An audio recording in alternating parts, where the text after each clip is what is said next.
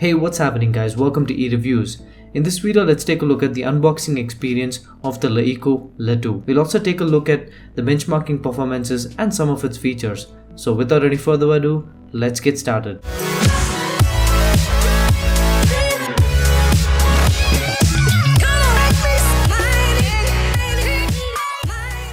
Now the packaging itself looks very premium.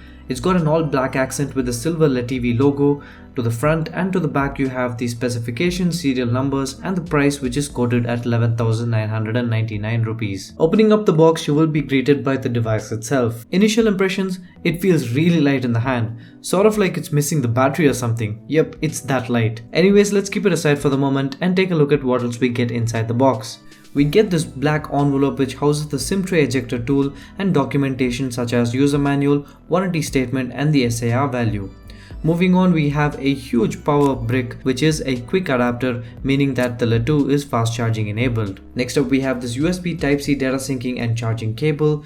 And what's more interesting is that we get this USB Type-C to 3.5mm audio adapter.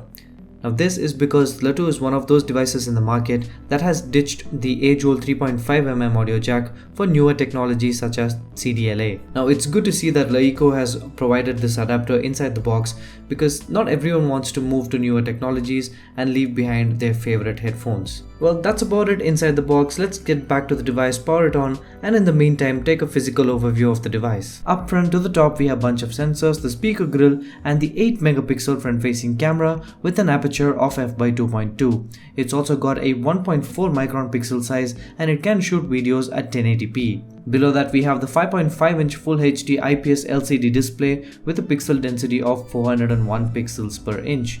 Initial impressions, the colors look natural and it's got good contrast. Below the screen we have the 3 touch capacitive buttons which backlit upon use. At the bottom of the device we have the USB Type-C data syncing and charging port, flanked by the speaker grill and the primary microphone. As I mentioned earlier, the USB Type-C port also doubles as the headphone jack. It does support fast charging, and unfortunately, or maybe it's just my unit, it doesn't support OTG. Initially I thought it was the issue with the onboard file manager, but it was the same result with the third-party application as well. Anyways, moving on, to the right of the device we have the power button and the volume rockers, which are also made up of metal and provide great tactile feedback. And I'm really digging these two golden chamfer edges that runs throughout the device, providing it a very premium look. To the left we have nothing but the SIM card slot which will accept dual Nano SIMs, and no, it's not a hybrid SIM card slot. At the back is where you'll find some design changes such as the new camera bump, which also houses a new 16 megapixel primary camera with an aperture of f/2.2 with face detection autofocus and a dual tone dual LED flash supporting the same. Below the camera we have the mirror finished fingerprint scanner that we saw in the Le1S and the LeTV branding which we also saw in the Le1S. The fingerprint scanner setup was very fast and accurate. When it comes to performance, toning down the animations can help make it look faster. Now going under the hood, the Le2 is a powerhouse.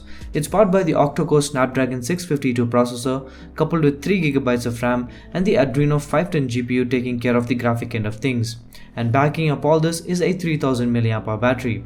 We will be putting the Le2 through its paces in our gaming and benchmarking test, so make sure you're subscribed to the channel. Now when it comes to software end of things, the Le2 runs the company's own UI called EUI version 5.6.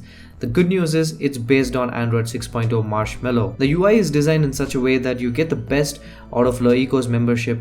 Now if you don't know what I'm talking about, I made a dedicated video explaining LeEco membership. I'll be sure to leave a card to that video. EUI is very simple and straightforward. Swiping to the left you have access to LeView, a collection of videos that you might be interested in. Coming back to the home screen you have LeLive to the bottom, which gives you access to live TV channels in 10 different languages. Swiping right you have access to your applications which you can rearrange or organize them in folders.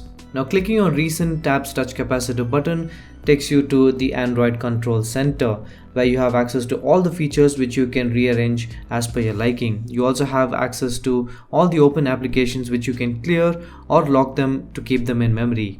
And as I have mentioned in my previous videos, the simplicity and fluidic nature of EUI will definitely grow on you and you'll start liking the convenience. So now that we know the specifications and the software, let's take a look at how the Le2 performs in synthetic benchmarks. As you can see, the Le2 seems to be the biggest bang for the buck when it comes to build quality and performance. And being priced at 12,000 rupees, I don't really see a direct competition. Anyways, we'll be coming out with a camera review, gaming and overheating check, and a full review before the next flash sale. So make sure you subscribe to EReviews for the entire coverage, which will probably make your buying decision a lot more easier. Alright guys, so that brings me to the end of this video. I hope you liked it. If you did, go ahead and give it a big thumbs up, and as usual, subscribe to the channel.